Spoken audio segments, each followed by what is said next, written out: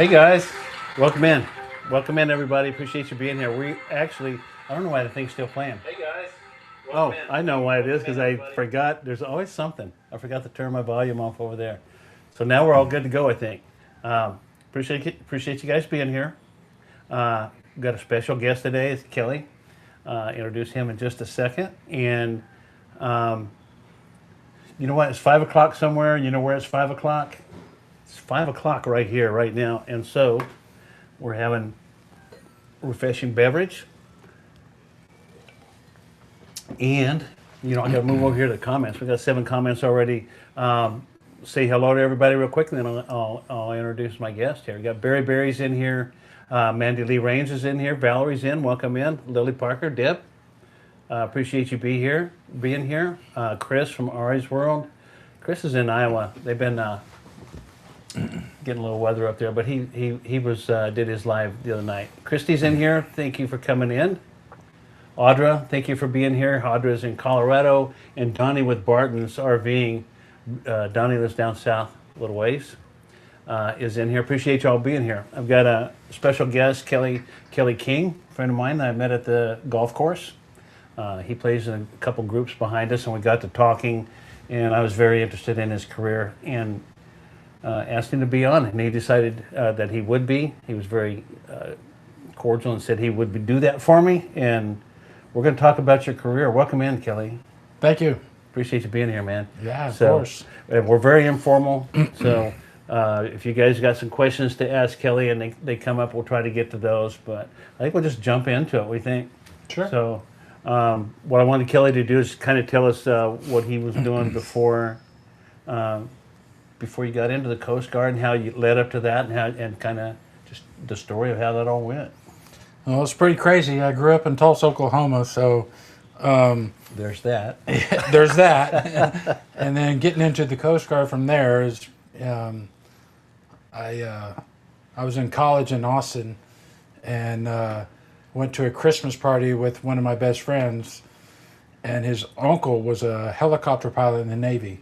Okay. He's like, Kelly, you got to talk Mickey into going into the Coast Guard. I'm like, I don't know anything about the Coast Guard.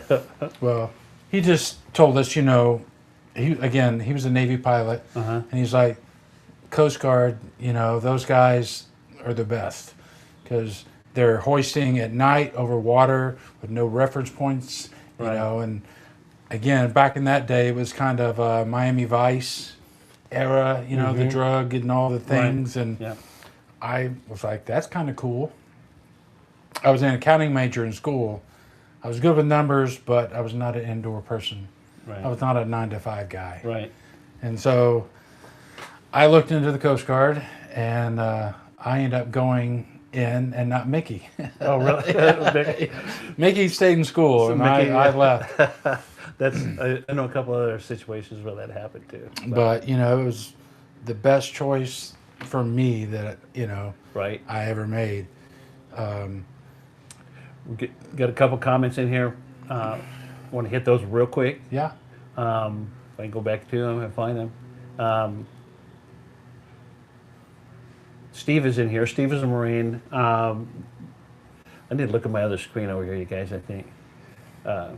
Anyway, Christy, I think it was Christy. I hate it when I miss this stuff. Oh, yeah. Christy said, thank you both for your service. You are welcome and we appreciate it. When I got out in 75, you never heard that. Yeah. There was still a lot of hatred going on and a lot of, because of the Vietnam conflict. You didn't hear that. And I probably didn't start hearing that. I don't think that I can recall.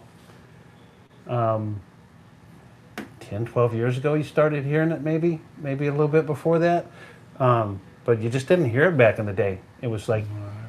My uncle was in Vietnam, Yeah. so I'm very familiar Yeah. with how they were treated. And, Desert Storm, I was at 91, I was in college. So Desert Storm kicked off, and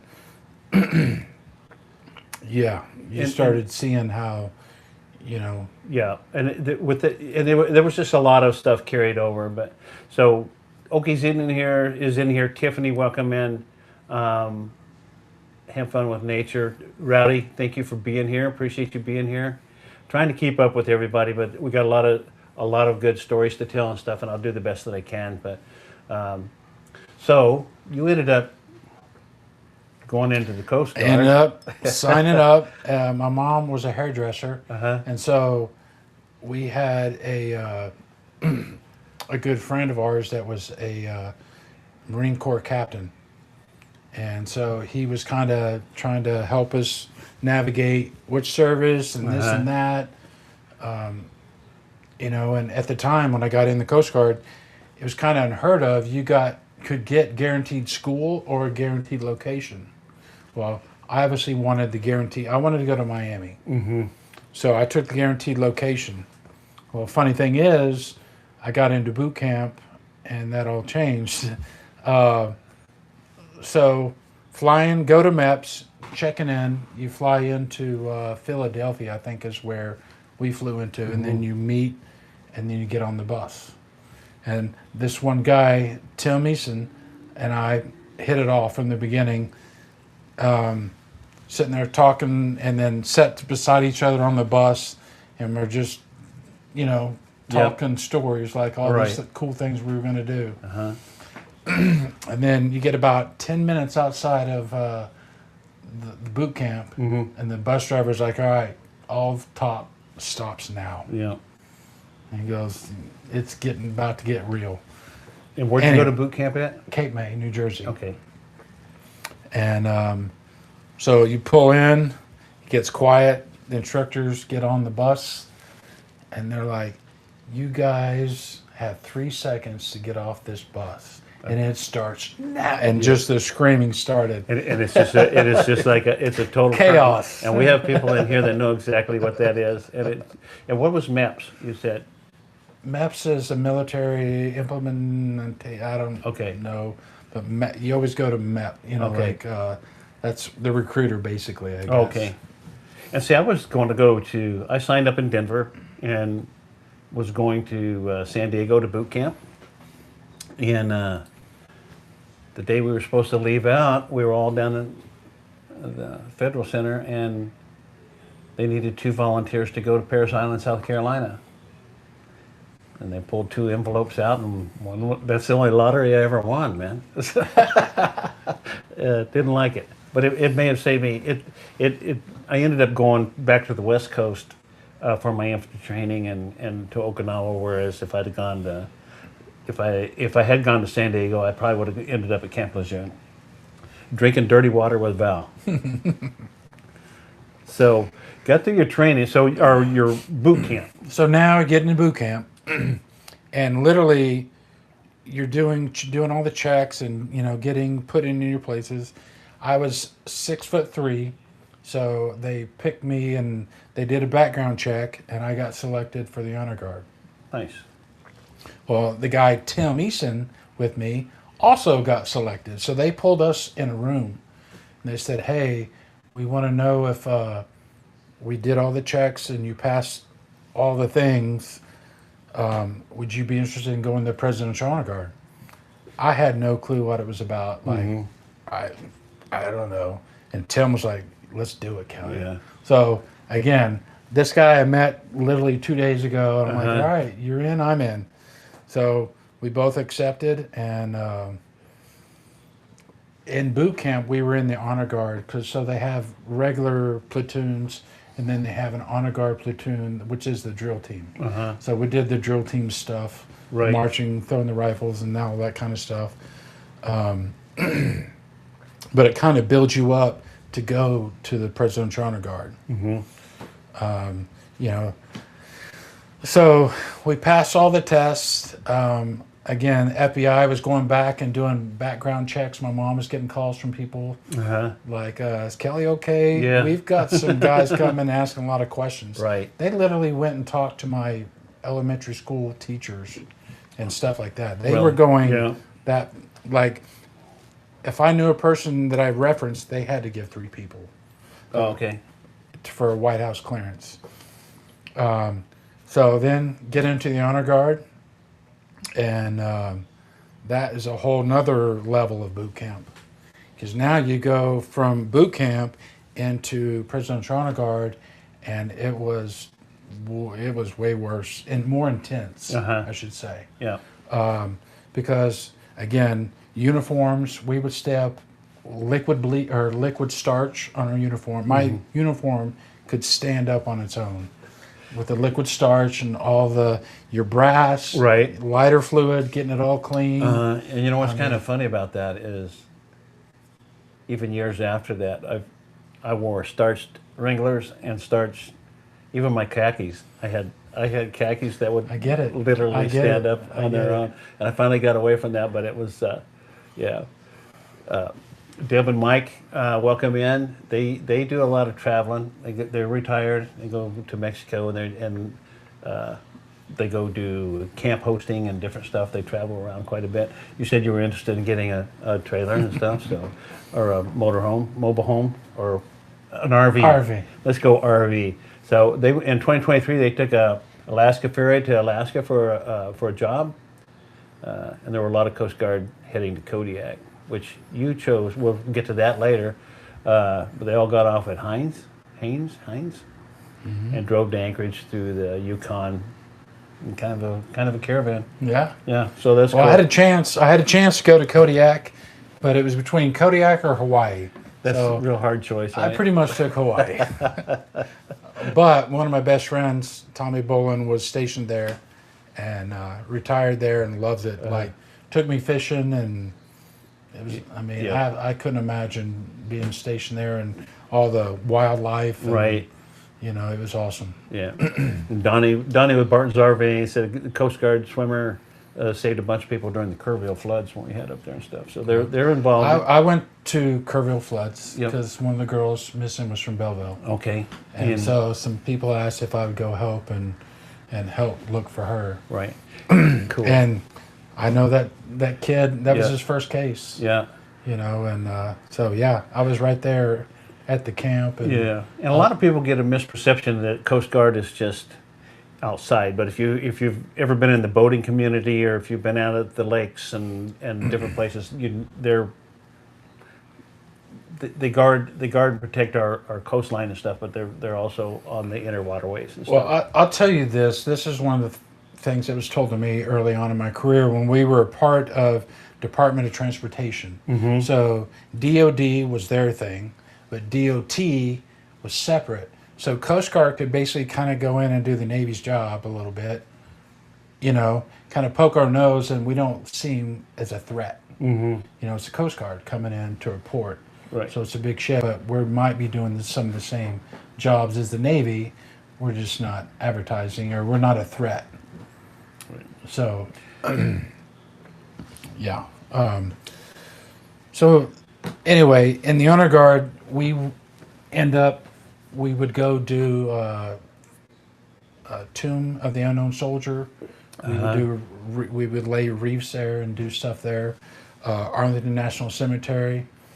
It's probably one of the coolest things I've ever done. It was a full honors funeral. I was a head body bearer, and a Coast Guard admiral passed away, and so we did his funeral. Well, the day before, you go and they lay it to rest at one of the churches, and people can come in for 24 hours to view the body. Right.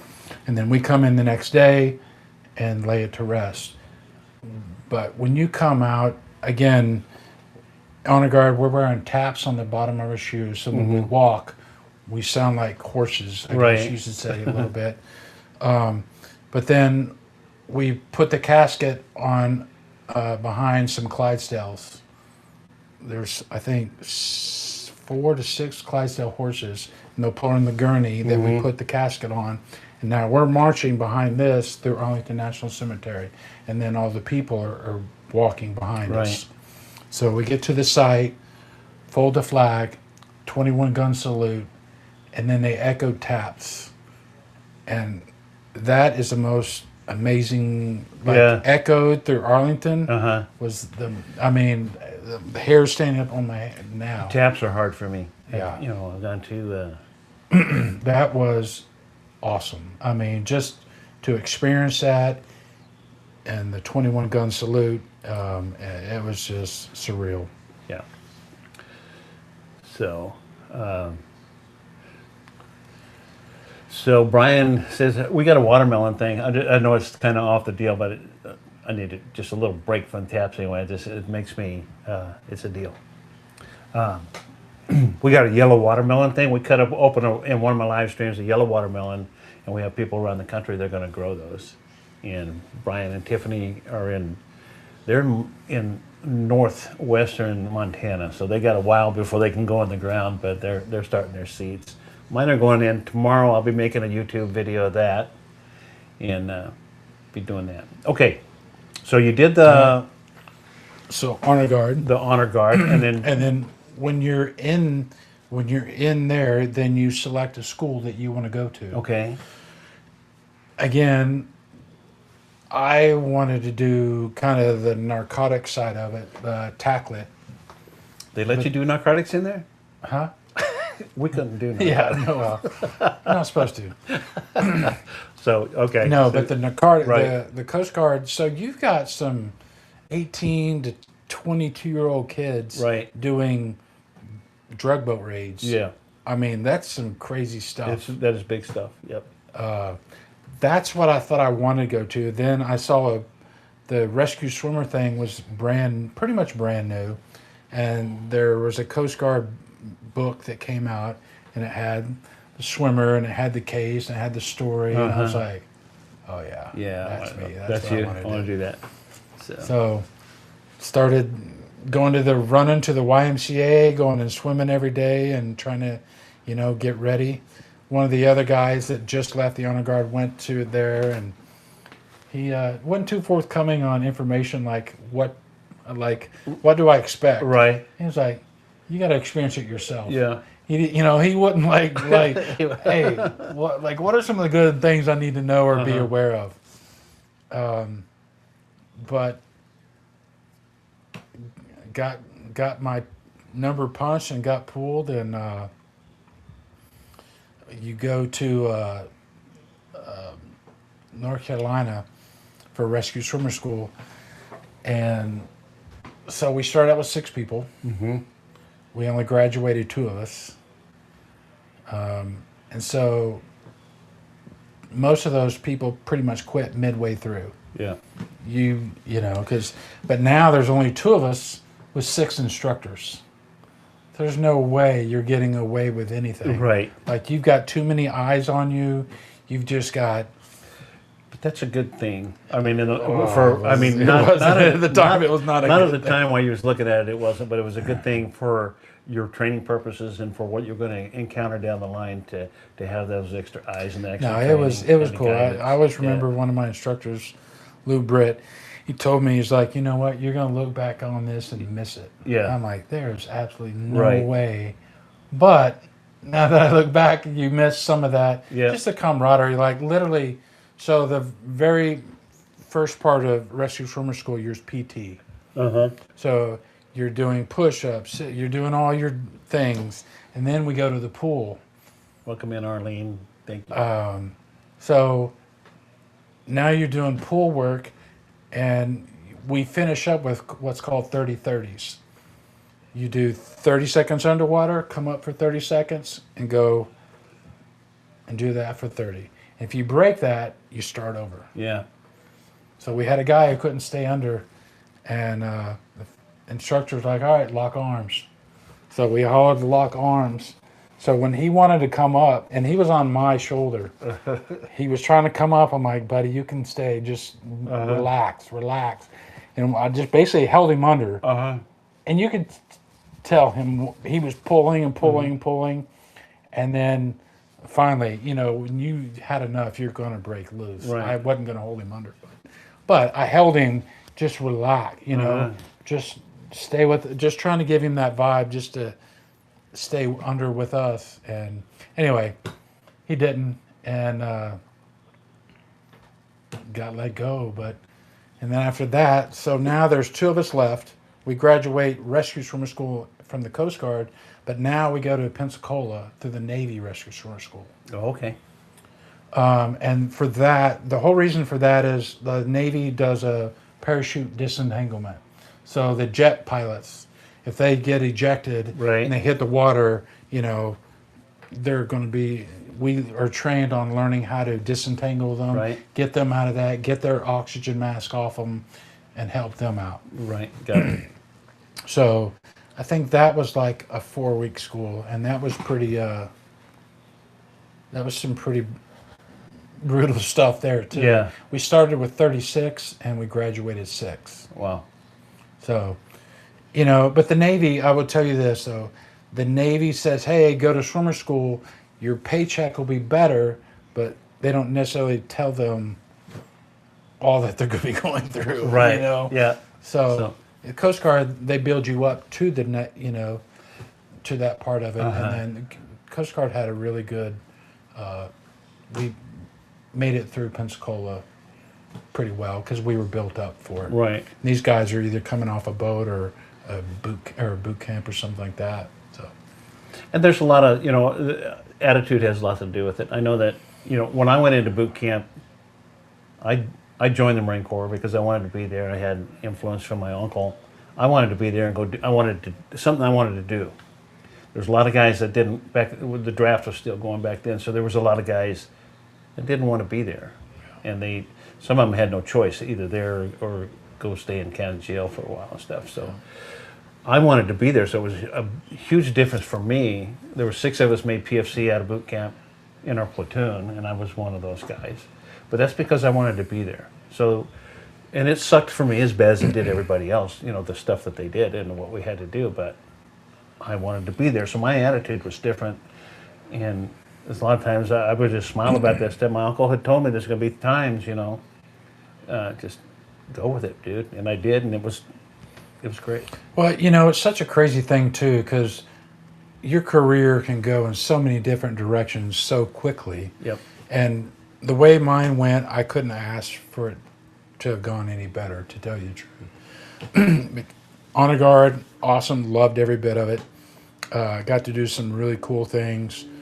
Coast Guard Rescue Swimmer, made it through, and then, got stationed in Miami, was my first air station. Okay. So getting qualified on the helicopter, I was on an HH-65, the Dolphin. And Miami at the time was the world's busiest air and sea land rescue. I don't remember. We had a HU-25 Falcon airplane, like a. Like a So spotter? we would Yeah. drop rafts. Uh-huh. We would drop markers. We would drop, stuff out of that long range. Right. And then we had the Dolphin because we would get on the back of boats a lot of times and do stuff, out.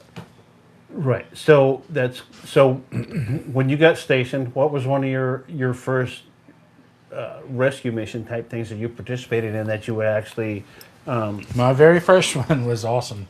I was actually just got qualified, and I was on mid shift, so we worked from midnight to 7 in the morning.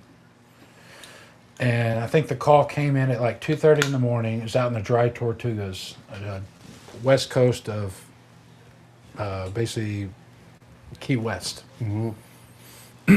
And then, so I wasn't even on duty that night. It was one of the other guys, and he was one of the more. He was a second or third or first class. I think he was a first class, and he didn't really want to go on it. It came in a freighter saw heard a call from a sailboat in the area. So they called the Coast Guard, and the Coast Guard sent the HU-25, the Learjet, out, and they saw the boat it was just flailing. It was a pretty rough seas. It was like 12 to 15 foot seas, and 2:30 in the morning, Dry Tortugas. So you got a lot of like shallow areas. Well, this sailboat was actually chartered from Houston to go to the Key West, but they ran through the Dry Tortugas and hit at a ground, and so we lost all power. Well, the guy starts having a heart attack, Oh wow. and he's got his 16-year-old son on the boat with him.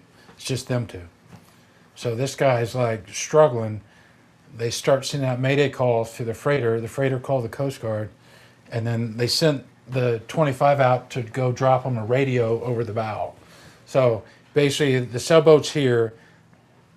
HU-25 comes across, drops a line, and then the people can grab the line and pull the radio in and talk to Okay. them on the radio. Uh-huh.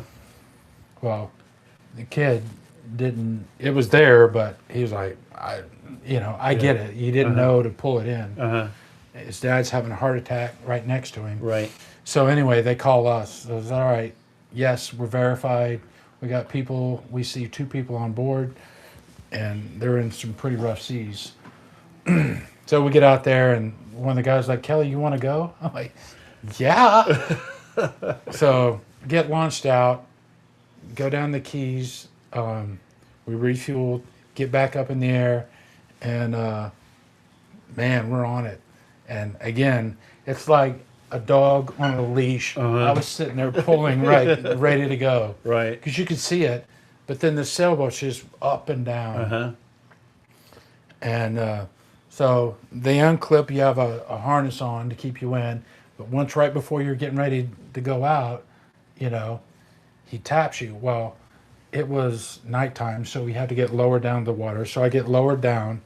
Again, not really ready for the current that I'm getting put in, but I'm just going, and I get to the sailboat, and when I say it's in 10 to 12 to 15 foot seas, the accident came in and then hit. I'm like, oh man. Yeah. Like I could see the ladder, Right. but now I got to time it. So I'm timed it. I swam up to the ladder. Well, I got fins on, so I can't just run and Right. step up a ladder.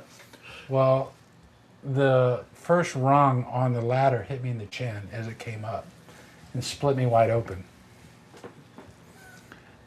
And that just pretty much just pissed me off because now I'm in the survival mode, and then when it went back down again, I kicked and pretty much did a backflip onto the boat. Wow. I kicked as hard as I could and just threw my body. I go sliding underneath the helm, and the guy's sitting there hanging over it, and I'm cutting him. Blood's everywhere now because of the water. Right. It looks worse than it is. Right. And I was like, United States Coast Guard, rescue swimmer, here to help. He's like, damn, son, I think you're the one that needs help. And so, one question. So when you go in there and they let you off, then you're fully disconnected at that point, Oh, yeah, right? yeah. Okay. Yeah. So how So- did that turn out? Fine, great. I mean, got his information. He told me, he had meds, previous heart attack. He's, in that condition. And so I'm like, all right, well, we'll get you out of here. And then with the son, I'm like, hey, do you want to stay on the boat until somebody gets here? Because it'll just be adrift, and it's Right. anybody's boat at that point. Uh-huh. And he was like, I'm not staying on this boat. I'm like, I don't really blame yeah, him. I don't blame you either. So I jumped back in the water, and I told the guy to jump down to me.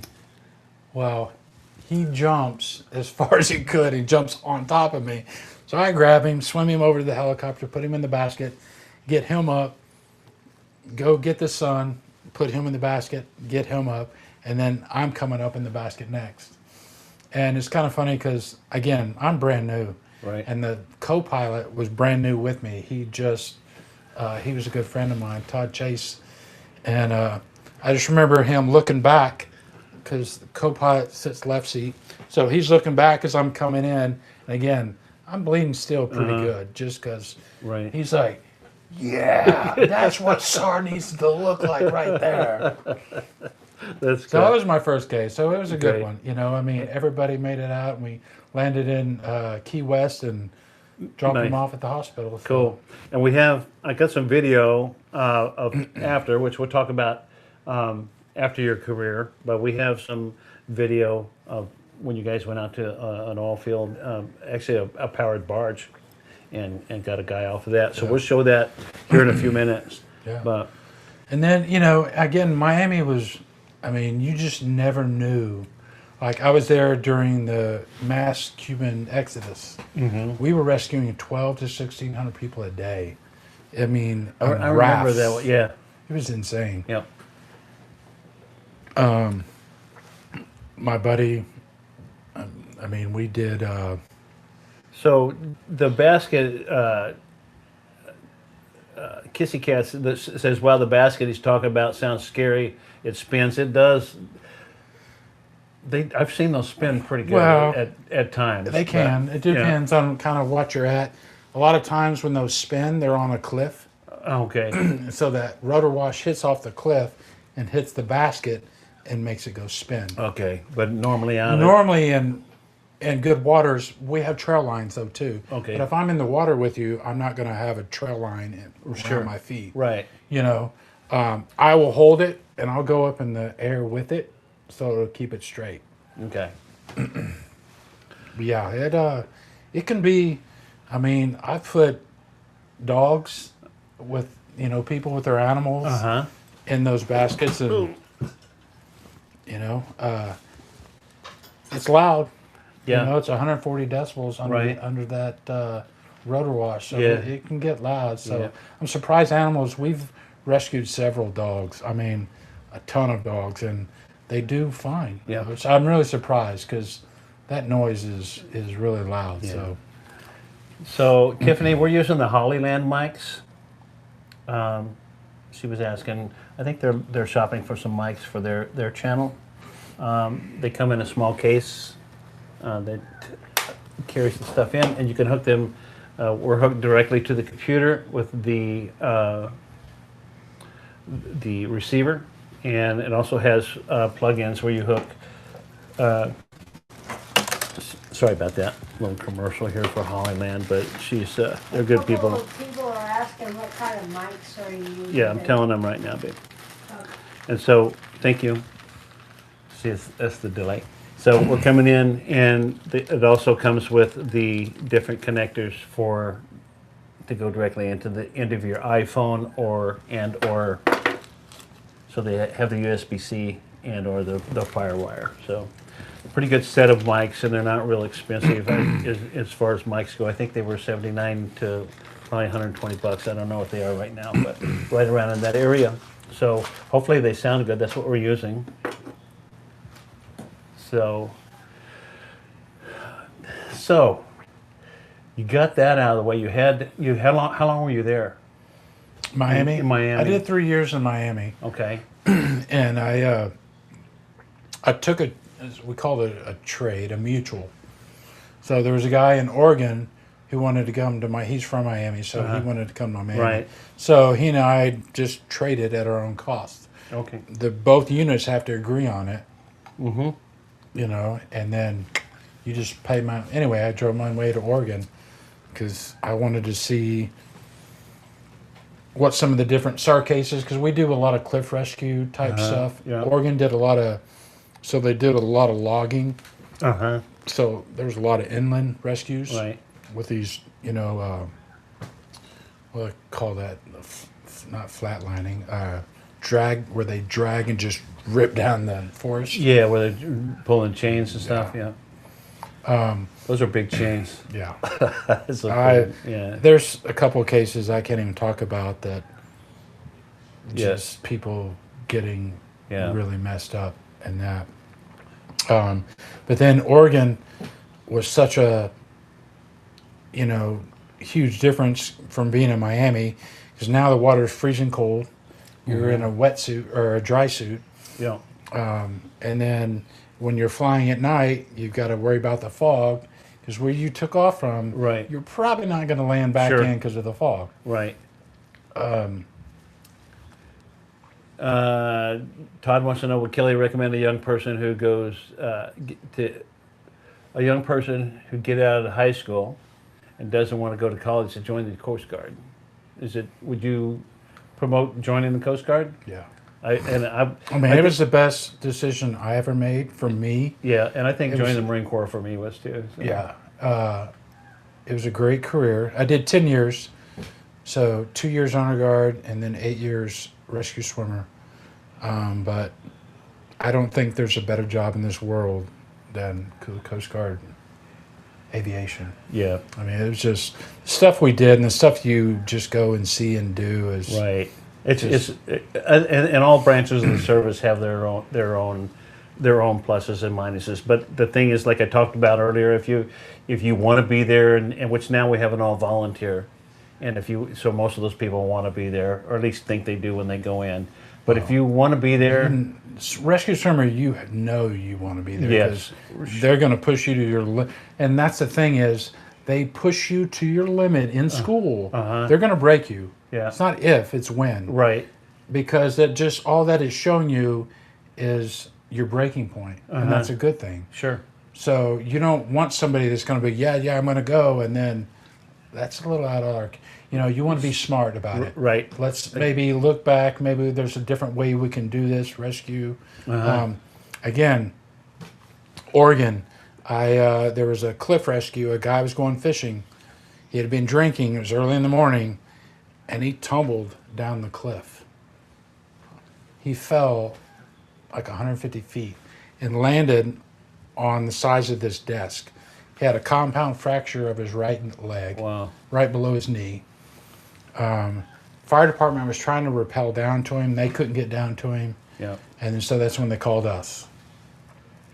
And then I got one of those spinning scenarios because we were off a cliff. We came in, we were off the cliff, and we're not supposed to unclip.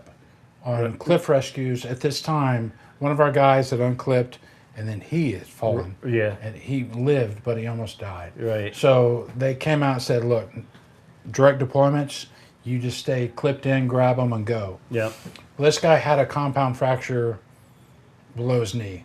So if I just picked him up and we just went up, that leg, who knows how much right. nerve damage or right, he was going to do. right, So I told the pilot, I said, look, I'm comfortable on that cliff, unclipping and helping, maybe save this guy's leg.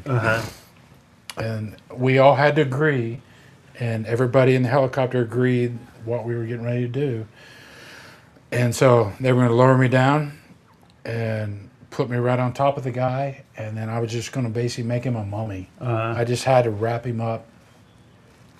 So that was the plan. As I'm getting lower down, the winds come over those cliffs a lot of times. Sometimes they'll push the helicopter down, or it'll kind of sit there and mess with it.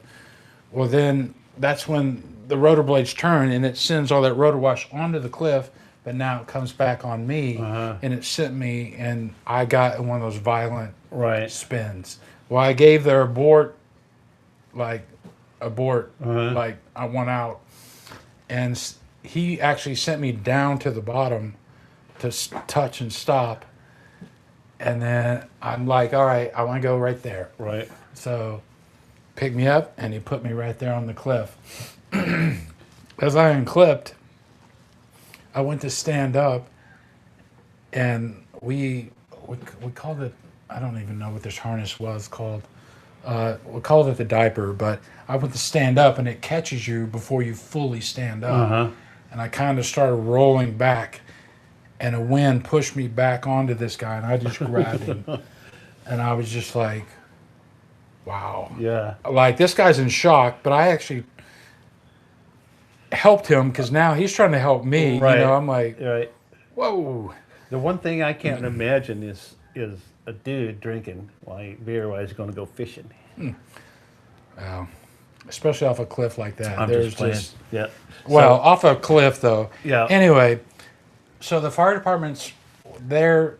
This one guy is hell bent on coming down. I'm like, come on, I don't need help, but come on. So I threw him my EMT bag, and he was just handing me everything I needed. Basically made this guy a mummy. Well, the helicopter had to go dump fuel because in the 65, it's really critical, like weight. It doesn't have all the, like a 60 does. Right. So they dump fuel, come back in, and all I have is a PRC-90 handheld radio.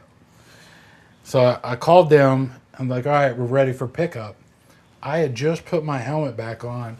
Well, that fireman dislodged a rock this big, and it came, Oh wow. squared me in my helmet. It would have, I mean, when I say I just put my helmet on, like 5 seconds. Yeah. Wow. And it shook me up, but I had to just, because now the helicopters come in with the hoist, and Yeah. we're going, get this guy loaded up. We fly him off to the hospital, land in a parking lot, ambulance comes and picks him up. But when we get back to the air station, I think my brain started recalling what everything had happened. Yep. And I literally went into just a sweat. Yep. Like it messed me up pretty good for a little bit there because how closely I could have, Yeah. Yep. not made it out of that one. Yep. So, Christy wants to know, wanted to hear about the honor guard. Did you guys toss the sharp rifles? I think that was the Marine Corps silent drill team that she's Well, I was probably a thinking Coast of. Guard. I was on the silent drill team for Would the you? Coast Guard. Would you? Did you guys do the same kind of thing? Yep. Nice. It's So- very similar, and Yeah. the coolest thing I did with that is we went and joined up with all the living Medal of Honor recipients Oh, in cool. Oregon Nice. for a week. Wow. It was Yeah. some cool stuff, like just going and having dinner and sitting with these guys and just hearing their stories, like, was amazing. Yeah. So Cool. and then, yeah, Todd. I think they still have the college plan on there. They have a GI Bill still. it's way better now. Way better now than when I was in. I'm sure. Both my kids went to school for free. Yeah. Kissy cat's like, go get your education and pilot's license. So, we're caught up with that. So you went, So I'm in Oregon now. so you're in Oregon, and then from that point, then you, Then I got a choice. They're like, hey, if you want to go, you're up for transfer if you want to go to Hawaii or Kodiak. So, and that's where you made the decision, which I get it. I mean, I get it. I've been in dreary, like, the first day I got to Oregon, it was beautiful. And everybody's like hissing at me. They're like, dude, we've been in the fog and the, bad weather for 7 months. Right. I'm like, it's beautiful out of here. And they're like, Yeah. no, you'll get it. But then, so decided to go to Hawaii. And the guy that I went through rescue swimmer school with also got transferred the same day. Oh, cool. So I flew to California. He was in Humboldt. So I flew to California, and he and I flew out to Hawaii together. All right. Nice. So, yeah. So that was really cool. But I will tell you, never show up on April Fool's Day on a transfer. I can imagine. It's a bad thing. They were told when they went to pick us up, they told the guys to take us out and make sure that we had a couple drinks and get us home late. And then they showed up at 7:00 in the morning. We're just we're like, it's my second station, Right. But they were messing again, April Fool's Day. So they were messing with us, and we're supposed to have 2 days off anyway from transferring. To get all your stuff in order and everything. Well, they come in first. They put us in a closet. They put 2 twin beds in a closet, musty closet, and they barely both fit in there. Normally you have a nightstand, and no. Anyway, we slept in there. Well, they come in with a trash can. Bing, bing. What are y'all doing? You're supposed to be in. Get in the shop. So we should get dressed, show up, and then they yell at us for like 20 minutes, and then they were all like, April Fool. Nice. So that's how we arrived in Hawaii. Nice. But, all good fun. Yeah. Hawaii was probably a good duty station. Great duty station. Great duty station. First half, 3 of us. Well, you have to live on base for so long. I think 3 months, and then 3 of us were getting out at the same time. And we wanted to go live on the North Shore.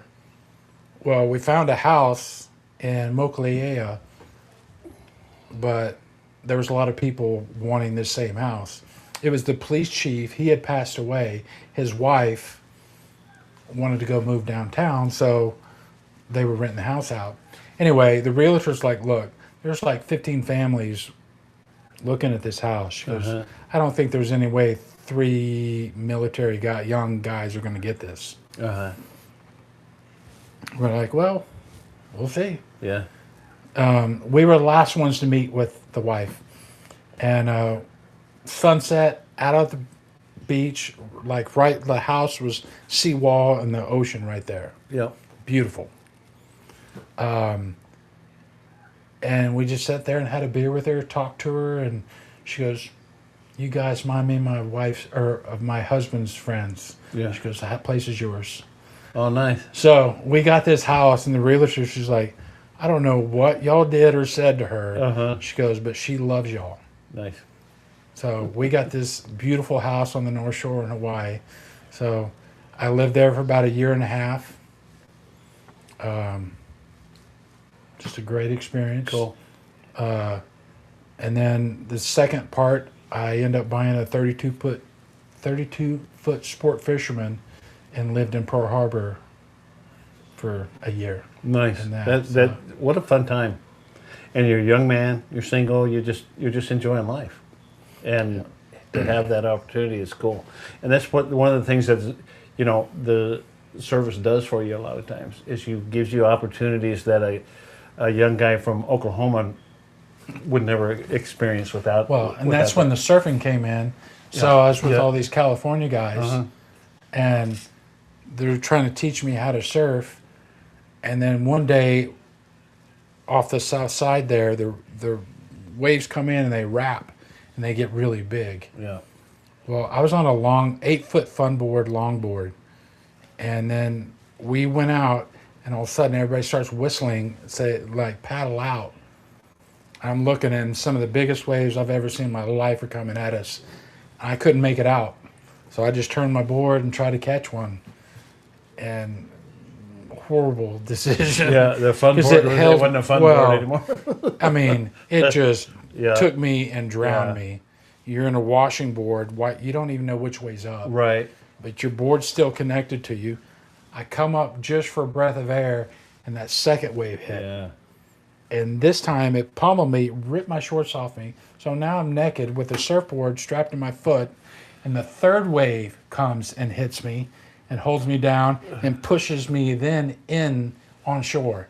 So get myself dressed and just like lick my wounds. I'm Yeah. like, So that was the water cold? horrible. No. But one of the California guys comes paddling in. He goes, "All right, Kelly, Yeah. you earn your wings." He goes, "You just got your Nice. ass handed Yeah. to you." So That was a metaphor to literally, Got work. to Seinfeld. but just yeah, Yeah, just a Oklahoma boy trying to that's surf, right. and That's then right. Got you. Yeah. And so you went through your service part, and then so was that your last duty station? Was Hawaii, No, I went to Puerto Rico after that, Puerto Rico? Okay. and so Puerto Rico was kind of a tough time. A little bit. Me and my supervisor didn't see eye to eye, and so for me at that time, the .com boom was taking off, Uh-huh. and it was so where this is like 2000 Okay. Y2K, and I was like, you know what, it's time for me to get out because military doesn't matter how much you work or how much you do or your Sure. same paycheck. Right. And so I'm like, you know what, I'll take my GI Bill, go back to school in graphic design, and that's where I was kind of headed. But then when I got out, moved back to Tulsa, was go back to school, get on the fire department out there. I met my wife the week before I left Miami, and so I ended up going back to Miami. And then I got on with Miami-Dade Fire Department out there. Okay. Is Miami-Dade who you were working for when we have this video? No. What do you mean? Oh, no. Yeah. Okay. The video you're going to show is from another. So we had my daughter and my son, and basically just didn't want to raise our kids in Miami. Yeah. So we had an opportunity to come back to Texas, and I got on with the Woodlands Fire Department. Okay. And then I did probably 10 years with the Woodlands. And at that time, there was commercial, is that how they say it? Commercial, private helicopter rescue company coming up. As ERA is the offshore helicopter, and then Priority One was the rescue side of it. So they did all the swimmers, flight mechs, and all the hoisting, all the stuff in the back of the helicopter, all the equipment, all the rescue, all the medical, all that was Priority One. The other stuff was ERA, the pilots, and that stuff was them. So it was, I would say we were probably one of the more advanced at helicopters in the U.S. because we would fly 4 or 5 hours offshore to an oil rig, and we would just bounce getting fuel. My first case there was a amputation. A guy, something broke loose and was swinging down. A guy went to push his buddy out of the way, and his leg got caught and hit with it. So this guy's injured on this rig for at least 3 hours because it was about a 2.5 hour flight. By the time we got the call and got the time, everything got approved, and it was nighttime. This guy, so they're managing all his drugs and pain meds. So now we get him on board, get him out going, and so now we're on the phone with the doctors because he's going right into surgery as soon as he gets in, and we fly him into New Orleans. So it's just a lot. It's a lot to manage, right? With something like that. But the cool part was it was a civilian. A lot of the upfront pilots were Black Ops Army guys. There were some Air Force guys. And the back was pretty much Coast Guard because you had your hoist operators. So we rescue every day. Coast Guard, we're pretty much hoisting every other day. I mean, you're doing your job a lot where Navy, Marine Corps, those swimmers and those services only get to do their job when a jet pilot goes down in the water or something like that. Something, odd circumstances. Right, gotcha. Where Coast Guard, we're like, they don't know who to call. Yeah. They're calling us. Right. Well, I'm going to start this, Okay. and we can talk a little bit about it, but I'm going to throw this up here. If I can get this over here. I'm going to add that to the scene. So Kelly did this video, and he puts a really cool music to it, but we can't play the music because of copyright. So I've got the camera on my head. Yeah. And it was just a beautiful training day, and then we got this call that somebody had gotten messed up on the front of the boat. So this is like a powered barge that had hauled drill pipe out to a drill platform. Yeah. And then on their way back in, they got caught in these waves. I guess the guy on the front of the boat, as you start to see, this next wave coming is a big one. And it's going to start lowering me down. I don't know what happened, why we're not moving. There we go. It's just And right as they start to lower me down, the big wave comes in, and this boat comes right in underneath us. So, it's pretty close. We were going to do a litter hoist of the guy because he had a broken pelvis. But now in these conditions, you can see on the boat, the back of it, that all the water, there's no way we're laying somebody down flat on their back and putting them in a litter because that's just not going to work. So they're pulling me back up now, and we're kind of discussing, all right, what are our options? Basically, I know the guy's got possibly a broken pelvis. So we basically have it's like a big body diaper I can put him in. And he just kind of goes in a cocoon and hangs right underneath me. Right. It is going to pick up on his hips, but as you can see, we don't have too many options. Right. We're not going to get him down comfy, and that's the flight nurse. And he was the one going to come down with me, and he's like, yeah, no. So get back in, re-gall, get all the different equipment, and getting lowered back down. So that's got to be an adrenaline rush. It's got to be a little scary. It's got to be, just because there's mechanicals involved and everything else. But I could see where it would be fun too. I mean, just as there's, I mean, you go into work mode, I guess. Kind of weird thing. Like everything goes away. Like I'm so focused on task at hand that, like, all your fear, like, Right. I'm not worried yeah. about it because we've Yeah. been in all kinds of things, Right. but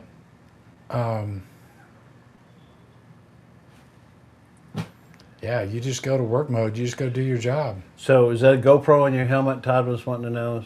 Is that what you? Yeah. GoPro. Yeah. Controlled chaos. Sunfish says. Yep. Well, and with that, we train so much that when we go out and train, we don't stop until we get it right. You know, Right. something will happen. We're like, all right, let's go do it again without any mistakes. Mm-hmm. But this one, you see the back of that boat just getting ripped apart. Yeah. It's just getting hammered. And it was so weird. It was such a nice, pretty day. We're just off, probably 70 miles off Louisiana. Yeah. And so you're unhooked at this point, Yeah. right? Hey Chilo, welcome in, bud. I'm sure you've probably been in here, but we've just been talking so much I haven't kept up with the chat very well. And there's your guy.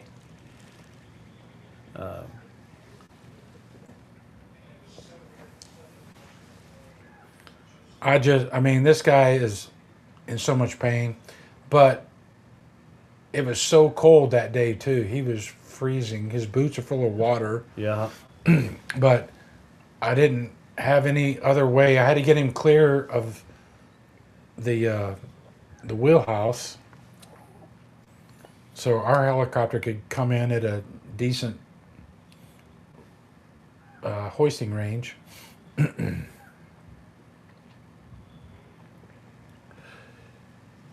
Very cool. This and like the music that you put with this made it even cooler. So I could share that. You're fine with me sharing that link, right? Yeah. Yeah. So I have that link that I can share with you guys. I just couldn't do the music. He's trembling. That's right, Todd. He's trembling. He's glad that he's there, and he's freezing. And I get that. You get cold and wet, and you're And it's injured. just, you're miserable. You're just getting pounded. Yeah. Cold. I mean, And so I made this as big as I could without reducing. It was starting to. I made it bigger, but I see the hoist coming down there. It was getting a little too pixelated, so I had to keep it where it is now. But it's a cool video to watch. So yeah. so you're hooked back up, and as you And lift look off, here, he's right gonna- now, he's screaming. Yeah. He's screaming at the top of his lungs because it just grabbed his hips. Yeah. And unfortunately, I had told him as soon as we get him in the helicopter, Excuse me. we'll be able to give him some meds. You can see he's pulling himself. He's trying to pull his weight off his hips. Right. Well, as soon as we get him in, they realize he's as bad as we thought, and he's going to have to go to surgery, so we're not going to give him any pain meds. Yeah. And I felt like a jerk because I'm like, man, this guy was struggling. So basically from here, we fly him in, I don't know, hour and a half into New Orleans, and he goes right into surgery. That, I mean, that's just, we just out training that day and got the Right. call. So Yeah. it's just those, you just never know what that calls. That's the excitement of the job. Right. You can go to work every day and literally have no clue what you're going to be doing. Yep. So I was in Puerto Rico one time, and there was a cruise ship, Medevac. We're flying out there, and it's about 100 miles due east, Puerto Rico or San Juan. And so we fly out there, get this guy. So they're giving me the update on everything, having a heart attack. He's got an IV. Nothing about paddles. Well, when I get lowered down, they're getting ready to, like, this guy's going out. Like, they're getting ready to juice him. I'm like, oh, I can't take this. Like, you can't hand down medical care coming from a doctor. The doctor's got to go with him. Right. So I'm like, Doc, that's all you, buddy. I'm like, you're coming with me. Uh-huh. Well, I don't think Doc was so secure in his abilities. Uh-huh. He goes, well, my nurse has to go with me too. Like, you can take everybody you want. I'm like, I just can't take this patient from you. Right. So they take him up in the helicopter, and a 65 is pretty small. So by the time you get somebody in a litter, a doctor and a nurse in the back, you're full. Right. And so the pilot's like, hey, we're just going to leave you on board. We'll pick you up in the morning. Yeah. I'm like, sweet. So I've heard a couple of these stories where we get left on board. And captain's like, here's my card. Anything you want, go. It didn't go that way. So I'm getting unbuckled, and they're like, come on, we'll show you, where to go. All of a sudden, this guy's coming down the hallway with a radio. They want to talk to you. I'm like, I don't want to talk to them. I'm like, somebody give me a beer. Anyway, they're like, hey, they're not going to San Juan. They're going to the Bahamas. Mm-hmm. That's a 2-day trip. He's like, I'm worried the captain will get mad if, we have to come get you in an HU-25 or whatever. I'm like, the guy's dying. Go. Yeah. Like, don't worry about all that stuff. He's like, Kelly, I'm sorry. We're going to have to pick you up. Yeah. All right. Yeah. So get ready, get hoisted up, standing literally, hold on to the 2 pilot's chairs, standing over this guy as they're working on him. As soon as we land, the pilot's like, I guess I could have left you. I'm about to punch you right now. Yeah. No, but all good stuff, Yeah. So we've all got good stories. I appreciate you sharing your stuff with us. Yeah. We're about to hit that. Well, we've hit the hour mark, and I usually try to keep it around there. But Sounds good. This has been fun. I hope all of you guys enjoyed it. I've enjoyed it a lot, man. Cool. And I've heard some of the stories already, but I like hearing them again. Again, yeah. I couldn't ask for a better career. Thanks, Pollock. Yep. So, got a lot of good subscribers that are in here, people that come and support. We could try to go support those, and I appreciate you being in here. I don't even know, well, I can't even look. I can't tell for sure what actually, I think our max was 20. But that's all good. Appreciate y'all being in here. I think we're going to call it. Kelly, I appreciate you, man, a lot. Yes, sir, Kerry. I appreciate your service. Appreciate you being here and sharing with us and everybody. Give you guys just a second to tell everybody goodbye, and then we're gonna hop off and call it a good evening, because it's been a great evening. And so I don't know what I'm gonna do next week. I